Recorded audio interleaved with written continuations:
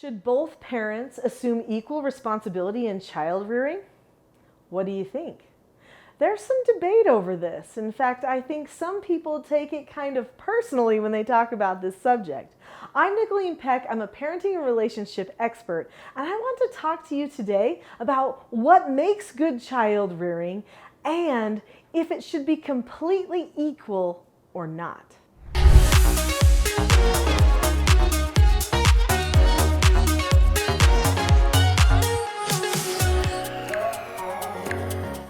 In this video, we're going to talk about equally investing in that parent-child bond and that parenting that's happening.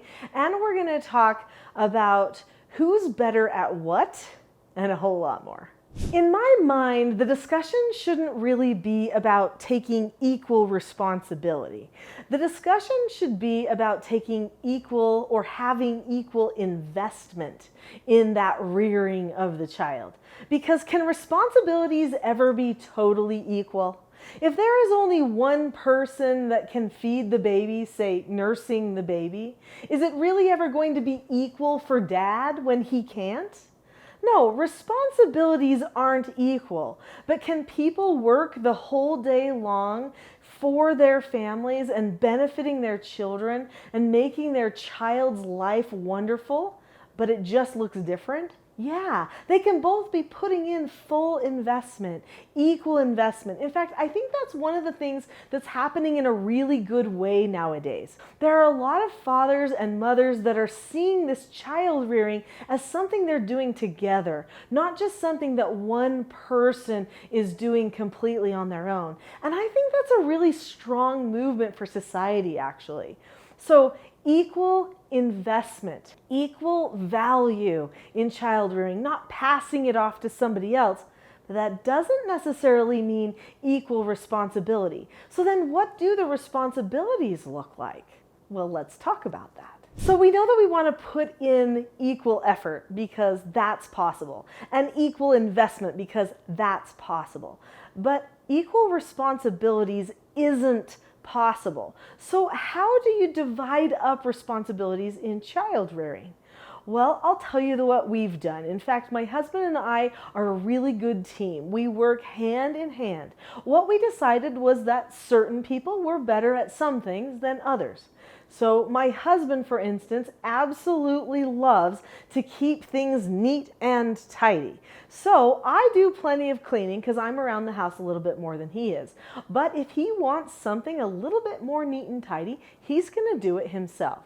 When it comes to the children, my husband is the best at spelling. I am the best at philosophy and discussing current events and stuff like that. So I'm going to be discussing all of the things that are happening in the day with the children. And my husband is going to be drilling them on some of their spelling from time to time. My husband likes to do a lot of manual labor in the yard, and he likes them to learn the skills in the yard that he does, so he takes them along with them. My husband likes to work with tools and weapons and things like that, and he's going to teach the children how to do that kind of thing. Now, I do some of that. I teach my children archery. He just teaches them how to shoot the guns and stuff like that, and gun safety and all of those kinds of things. Now, don't freak out because we have guns. We live in the Mountain West, and it's just sort of normal here that people have weapons. Anyway, so we each do things differently. I'm a better cook. I don't want to eat my husband's cooking. That's just how it is.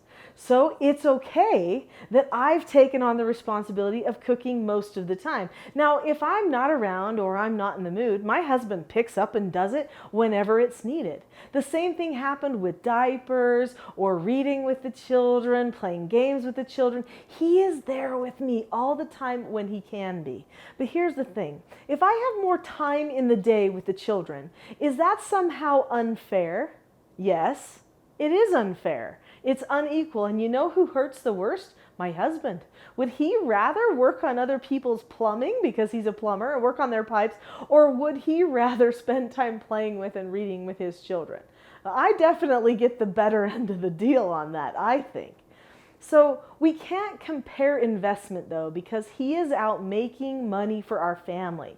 He's doing the things that make it so that we can have this enjoyable time together to play, to laugh, to read stories, and to learn. That's a huge sacrifice. His sacrifice is just as big, if not bigger, maybe even some days, than my sacrifice, because I get to have so much enjoyable time with the children. Now, when it's a bad day and the children are, maybe acting up a little bit, or they need a lot of correction, maybe people are moody for whatever reason, who might have a harder day then? Well, me. But does that mean that somehow he is being mean to us or he's not doing his fair share? No. I hope you're seeing it's the way you see your relationship as parents and as husband and wife when you're working with the children that really makes the biggest difference. I see us as pulling together, doing things all day long to serve our children and to give them a really good childhood and a good experience. So I don't resent that some of his responsibilities are different than mine. And you know what? He doesn't either. We both lift each other, carry each other through this journey called parenting, and we're happy about whatever the other person gets to experience along the way, and we help each other through the struggles. That's the way that parents can support each other when they're equally invested, but they acknowledge that there never can be equal responsibilities. An important thing that you can remember in order to keep your attitude good is don't compare. When you compare what you're doing to what somebody else is doing in that parent union that you have, it's only going to lead to negativity. Because when you're having a hard minute and somebody else isn't, you're going to think that for some reason you're being dumped on.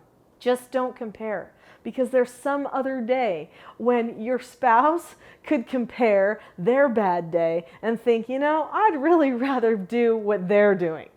So that's just a general rule of thumb. Don't compare. There is such a beauty and a power in unified parents. Honestly, it has been proven by social science data again and again that children who are raised with both parents being involved in their life and being dedicated to making their childhood a good experience actually have greater gains. Children are so much more secure when they have relationships with both of their parents. So as you unify together in this parenting journey, remember your children will have great benefits because of the work you're doing to decide to appreciate the other person and give your best effort at the same time. If you've enjoyed this video, I know you'll love the next one, which is how to parent a strong-willed child. It's right here in the sidebar. Go ahead and click it.